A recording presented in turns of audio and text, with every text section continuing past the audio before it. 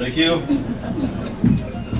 Thank you very much to my favorite brother-in-law, Tony Toledo, for the very kind introduction and for sticking to the script. Some people wanted you to say more. But in our family, we have what we call code of silence. Pag sinumbong niya ako, susumbong ko rin siya. Of course, even if he's not here, I'd like to greet my other favorite brother-in-law, a member of the Rotary Makati Central, Tommy Toledo. And I thank a lot of you for visiting during the wake of his wife, Manang Ellen, a few days ago. Maraming salamat for condoling with the family. The President, Bashu Dargani, the Vice President and President-elect Larry Lopez Vito, my kasibanwa from Iloilo. Marami akong kaibigan dito. I might miss some names, but over the years, I've known way back in UP when I was an undergrad sa mga senior namin noon, Attorney Rene Valdecantos, senior sa akin. My former neighbor and this Governor Joey Benedicto, Mario Cornista. We had our jousts in real estate 30 years ago probably. Willie Segovia, hindi ko na rin kakilala. Si Raj Uttam Chandani, dito siya, no? He's a member. A good friend, dahil kaibigan ko rin yung tatay niya, Albert. Of course, former Commissioner of the BIR, Jojo Bunyag. Thank you for being a very good commissioner.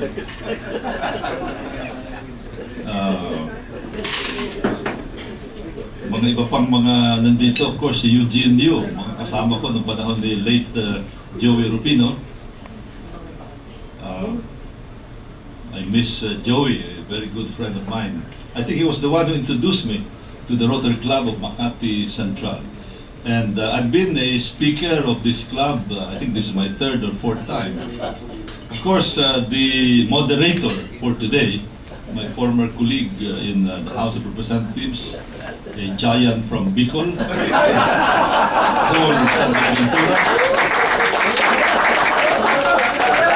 CPA lawyer. If you want to fix things, mabuti magkatabi sila ni Jojo Bunyag. During their time, they were clashing about, because of course the role of Paul is to lower the taxes and Jojo would be to increase the taxes. The dynamics of tax collection. At marami pang iba, I'm sorry, no? I was asked to talk about the South China Sea. Some people would call it the West Philippine Sea, but the West Philippine Sea is a part of the South China Sea, as you can see here. The West Philippine Sea is not part of the South China Sea, which is claimed by the Philippines. And as you can see from the chart here, the South China Sea goes all the way to China and all the way down to the Indonesia, Malaysia area, and Vietnam and the shores of Brunei, and of course the shores of the Philippines, and touching a little of the exclusive economic zone of Taiwan. And the exclusive economic zones of the various countries in the South China Sea area are defined by the dotted blue line. Nakikita nyo, the Philippine side, Brunei, Malaysia, Indonesia, Malaysia, Vietnam, then China. And the red line, the so-called 9-dash line, is the territory being claimed by China. And you can see that it intrudes within our exclusive economic zone, way within our exclusive economic zone, with no basis as far as UNCLOS is concerned. And I'd like to start by saying that the Philippines has taken a very bold step of taking China to court over the sea row. And if we remember the newspaper reports last month, about exactly a month ago, the Philippines has taken the step of bringing China before an arbitral tribunal under Article 287 and Annex 7 of the 1982 United Nations Convention on the Law of the Seas, or UNCLOS, in order to achieve a peaceful and durable solution to the dispute over the West Philippine Sea. I'd like to emphasize peaceful solution, rules-based, and this has been the position of the Philippine government.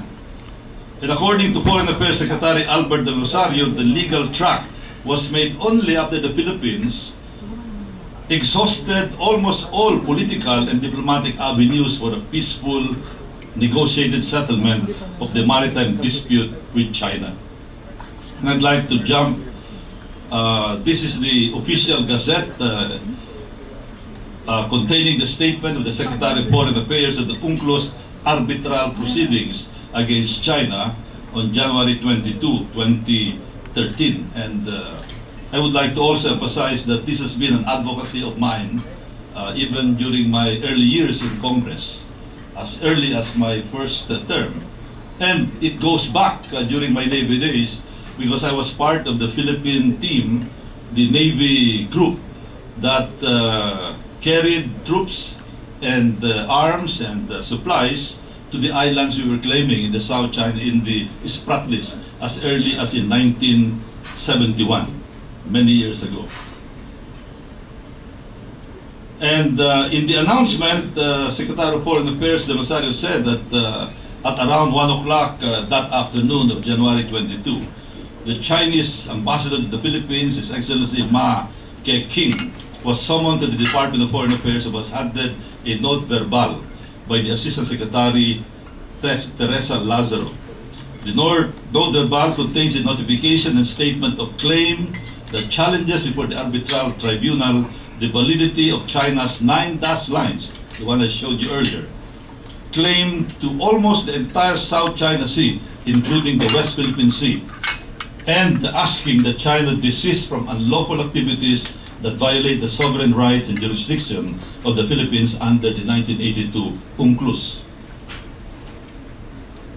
The DFA also issued some notes to explain an aid memoir, as well as an explanation for laymen to better understand this claim.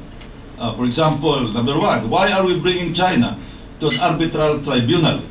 China's 9 dash line claim encompasses practically the entire West Philippine Sea. We must challenge the unlawful claim of China under their 9 dash line in order to protect our national territory and maritime domain. Number two, why do we have to do this now? Having exhausted all possible initiatives, we feel the time to act is now. If we do not act now, we will be in default. Number three, what is the basis of our legal action?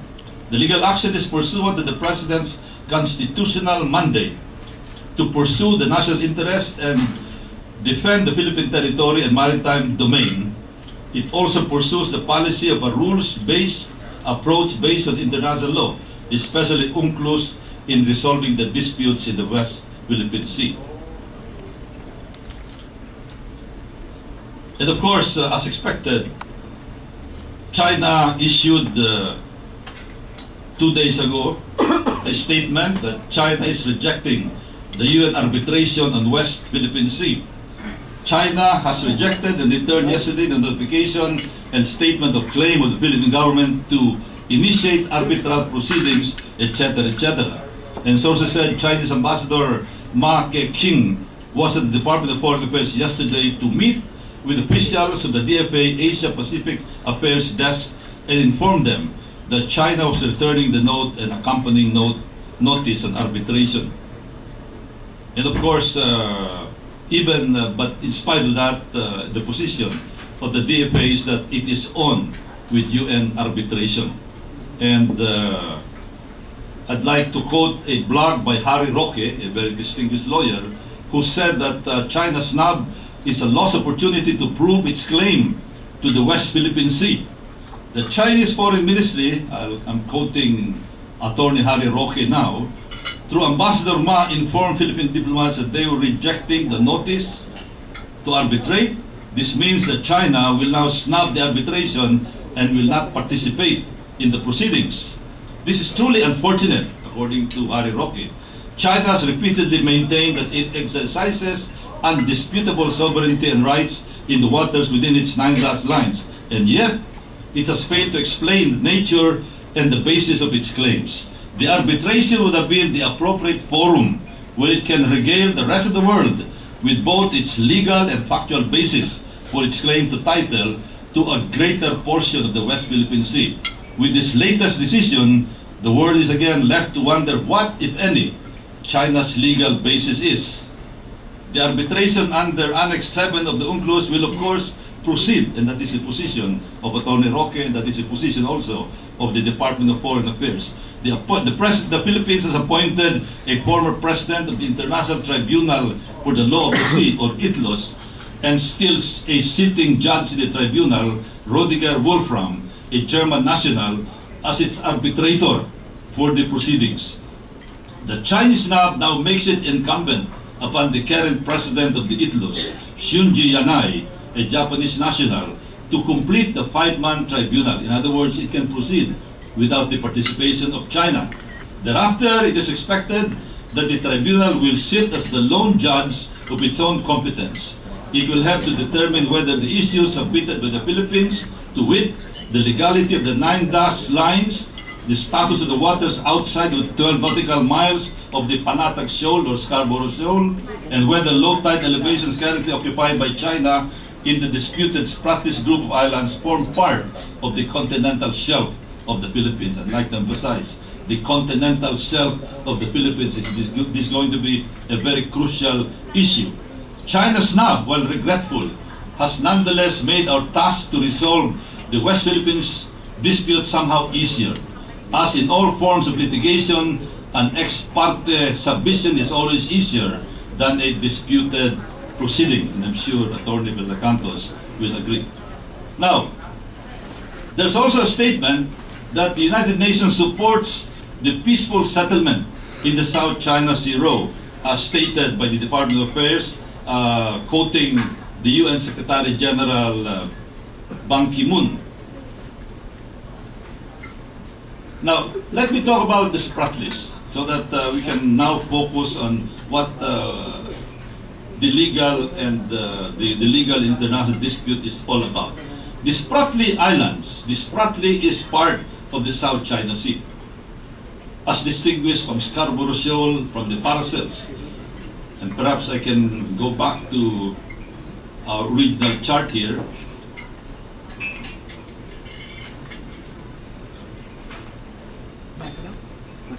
The Spratly Islands are the group of those little islands, the small dots very close to Palawan. And you can see in relative terms that it's so far from the Chinese mainland. It is closest to the Philippines, closest to Brunei, and a little to Malaysia, and a little far from Vietnam. There are so many claimants there, and China is claiming all of the Spratlys. There's another group of islands, the Paracels. This used to be occupied by Vietnam, but in the early 70s, this was taken over by China.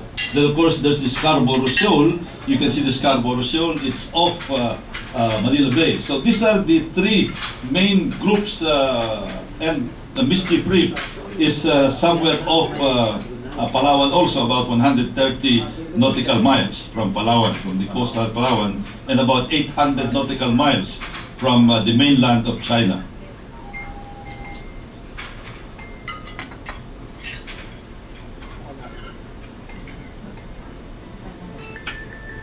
750 reefs, islets, atolls, keys, and islands in the South China Sea. The archipelago lies off the coast of the Philippines and Malaysia, about 1/3 of the way from there to southern Vietnam. They comprise less than 4 square kilometers of land area. 4 square kilometers of land area, which is very small. Quezon City is about 150 square kilometers, so you can visualize how big it is or how small it is. But we're talking of a huge body of water of about 425,000 square kilometers of sea. And this is another chart that shows the Spratly Island groups, and you can see it is very close to Palawan. Now, there's an old map. I will discuss this later, that goes back to the 17th century. And this question, the Spratlys is nearest to the Philippines than to any other claimants of the dispute. Where is China in this map?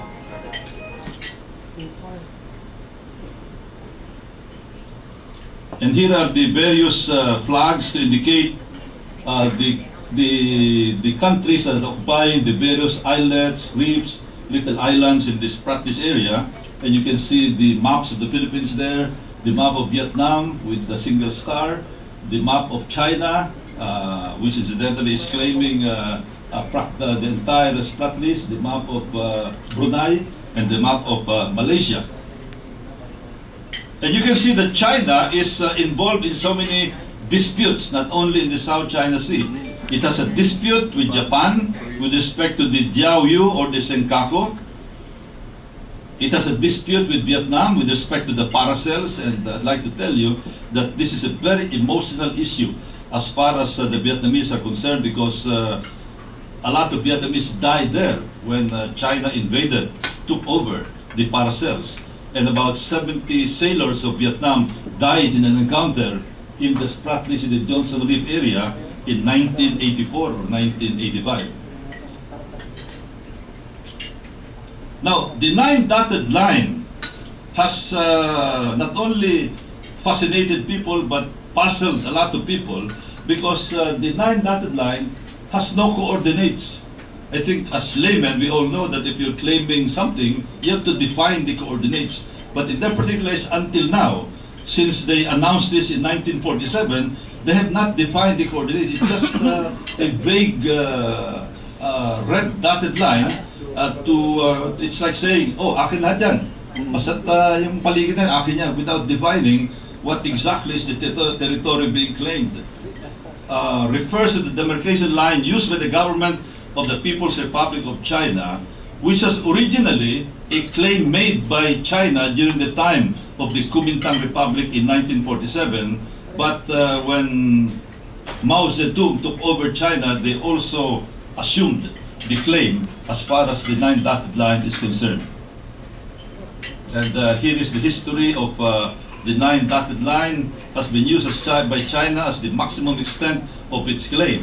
However, the dotted lines do not show how the lines will be joined if it was continuous and the extent of area claimed by China. The 9-dotted line has been officially protested by the Philippines, Vietnam, Malaysia, Taiwan, and Indonesia.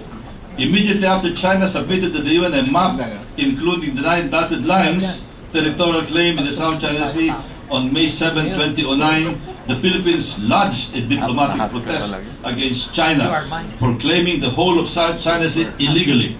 Vietnam and Malaysia filed their joint protest a day after China submitted its 9-dotted line to the UN. Indonesia also registered its protest, even if it did not have a claim on the South China Sea, because it's very close to the Natuna Sea of Indonesia. And of course, there are the ongoing disputes. Now, let's talk about the Mischief Reef also, before I talk about the Scarborough Shoal.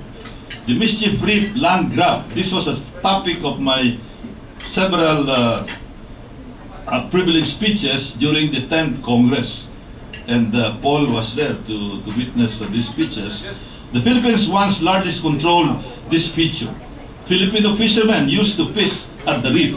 In 1994, the PRC built initial structures on stilts here with the Philippine Navy, while the Philippine Navy was not patrolling the area due to a monsoon season. And we discovered these structures, and of course, we protested the presence of the structures. China responded by saying that these are just temporary structures in order to provide shelter to their fishermen. And after a heated exchange, the issue died down. It's only 130 miles away from Palawan, well inside the Philippine Exclusive Economic Zone. China rejected our protest and stressed that structures were shelter for fishermen. In 1999, another wave of protests from Manila occurred when China added more structures to Mischief Reef. In spite of their assurances that these are only temporary, this is what they have now. They became permanent, and in fact, the buildings are even bigger than some of the town buildings that we can see in many of our municipalities. And we call it China's creeping invasion, because what normally happens is that if there is a protest, they would move back one step, but then when things would quiet down, they would move forward 2 steps. This is another view of the Chinese structure in Mischief Reef. The Philippine decision not to destroy the Chinese structures in Mischief Reef prevented an escalation of the dispute. China has always been prepared for armed conflict with the post, as is evident in China's defense of reefs from Vietnam in 1988. This is the Johnson South Reef skirmish, which resulted in more than 70 Vietnamese sailors killed and 3 Vietnamese ships sunk in that battle. And then now we talk about the Scarborough Shoal.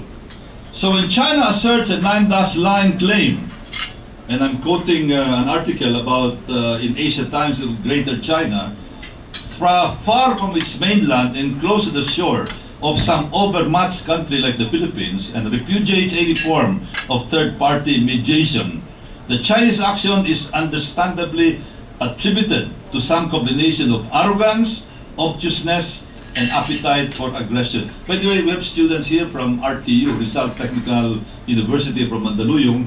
Maybe you can sit down and be comfortable. They're here. They wanted to interview me about the South China Sea, but I told them, why don't you just listen to my speech?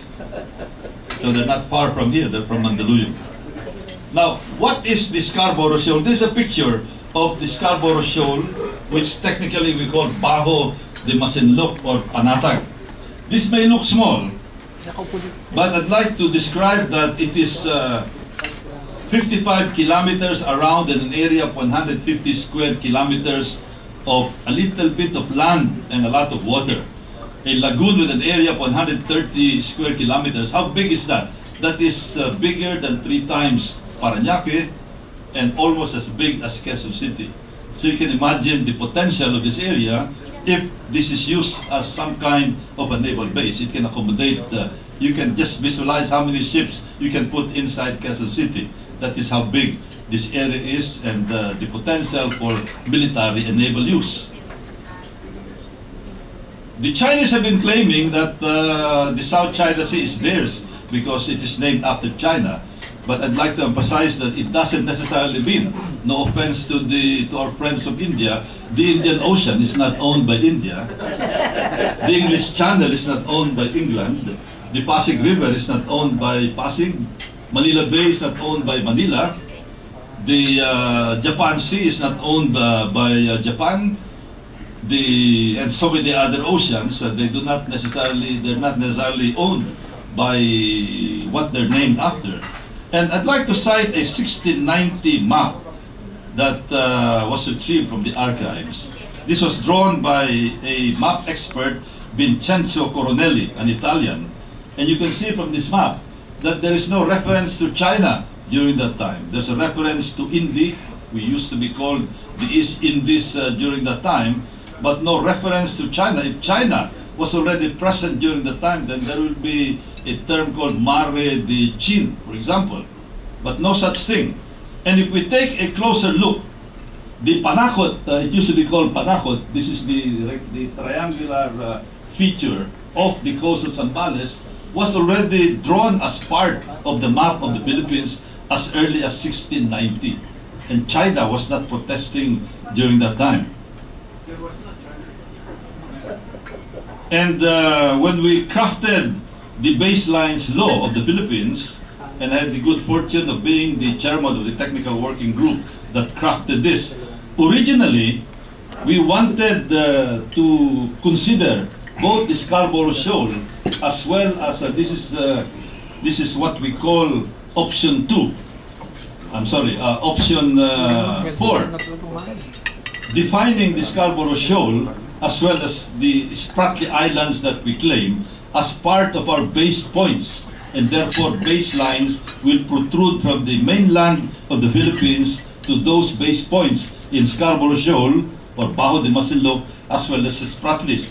If that would be the case, then the body of water surrounded by those baselines would be considered part of Philippine territory. But when we approved this on third reading in the House of Representatives, the DFA sent a high-powered delegation and told us that this is going to result in a lot of diplomatic complications. In other words, there was strong pressure on the part of the Chinese government, and to cut the long story short, we reverted to what we now call the option 2, which is the regime of islands option, considering those features, Scarborough and Spratlys, as just regime of islands, not part of the contiguous territory of the Philippines, and therefore not projecting the sea between those points and the mainland as part of Philippine territory. So that is what we ended up with our Republic Act number 9522, which defined more than 100 base points, but as early as that in Section 2, we already stated in very clear terms the baseline in the following areas over which the Philippines likewise exercises sovereignty and jurisdiction shall be determined as regime of islands. And what are these? Number 1, the Kalayaan Island Group, or the Spratlys features that we claim, as constituted under Presidential Decree 1596, and B, Bajo de Masinloc, also known as Scarborough Shoal. As early as that, we defined it as part of Philippine territory. Of course, this was received with protest from the Ministry of Foreign Affairs of China, but it was a mild protest, and things became very quiet after that. And now, what happened here was this was started, the whole thing blew up on April 10, 2012, when the Philippine Navy caught some Chinese fishing vessels carting away with part of our natural resources there, like clams and other endangered species, violating what we consider as our sovereignty in the Scarborough Shoal, and this resulted in a standoff between the vessels of the Philippines and vessels of the Chinese Navy. And to cut a long story short, we were outmuscled in the area because they sent a fleet not only of fishing vessels but very large maritime surveillance ships. They are supposed to be civilians, but they're quite big, and they were our Philippine Coast Guard and even Philippine Navy vessels were no match against their presence. So unfortunately, because of that, they ended up controlling the Scarborough Shoal. This became a focus also in the U.S.-Philippine security talks. We sent a high-powered delegation, Secretary of Foreign Affairs Del Rosario and Secretary of National Defense Bolts Gasmin, to talk with their counterparts, Secretary at that time, Secretary Clinton and Secretary Panetta of the Department of Defense. And there, we were assured by Secretary Clinton that U.S. is committed to Philippine security but won't take sides in maritime disputes. But of course, we clarified that by saying that in spite of that statement, they will not take part in the dispute, meaning the legal dispute. But the DFA chief, Secretary De Rosario, stressed that the U.S. will continue to support the Philippines insofar as our Mutual Defense Treaty is concerned. So what does our Mutual Defense Treaty say?